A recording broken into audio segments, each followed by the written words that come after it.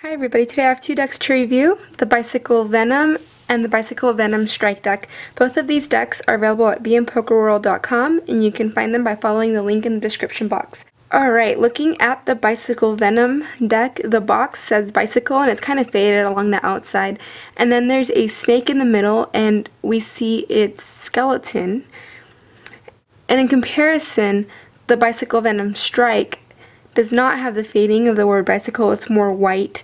And there's a big spade in the middle in a gray color, as well as a snake that's looking like it's about to strike. On the side, both of the boxes say the United States Playing Card Company with the address, and on the other side it says air cushion finish made in the USA.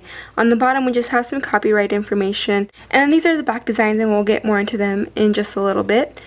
And the top has a website that's covered up by a black US Playing Card Company seal. Here are the back designs. We have the Venom as well as the Venom Strike. This is the back design of the Venom deck. We see four snakes. They're a little bit hard to see at first, so just see the outline of them. Then in the middle there's a red snake that looks almost like a vortex or a swirl. And then there's some red and silver accents in the background. The Venom Strike deck has a back design that isn't as subtle as the Venom deck. We see two green snakes that just look like they're about to strike. And they're over what looks like blue skulls, and they kind of stand out against that black background. The background isn't completely black on this design, although it's kind of hard to see. It has some diamond shapes.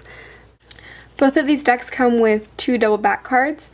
One of the double backs is the same on each side, while the other one has the actual deck's back design as well as the complement of it from the other deck. Now we can look here at the jokers of the Venom deck. It looks like there is a snake that is tearing through the card. The Venom Strike deck features Medusa on the jokers. She's kind of looking to the side and you can see those snakes on her head.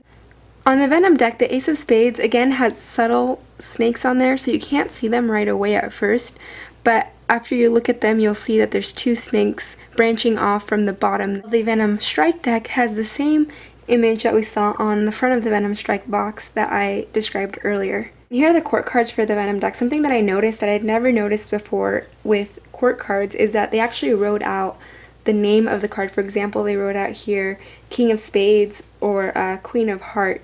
Now, it was interesting for me to see that they just wrote club, heart, and diamond. They didn't pluralize it like we usually do when we say like Queen of Hearts. And the color for these cards, on the black cards we see just black and gray, and there's like a smoky look to it in the background. Whereas the red cards have red color and red accents added to them. The Venom Strike deck has very different court cards.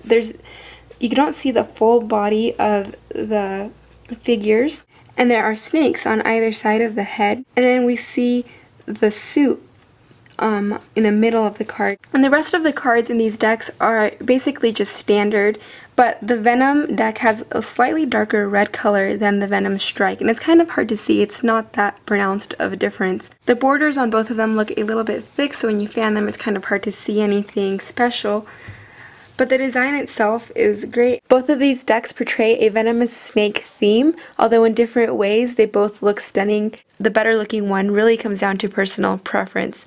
These cards have an air cushion finish and a bicycle stock, so they do feel similar to a standard deck, but when I took them out of the box, I noticed that they handle a little bit better as a brand new deck than a brand new standard deck. They didn't require as much breaking in as the standard deck does.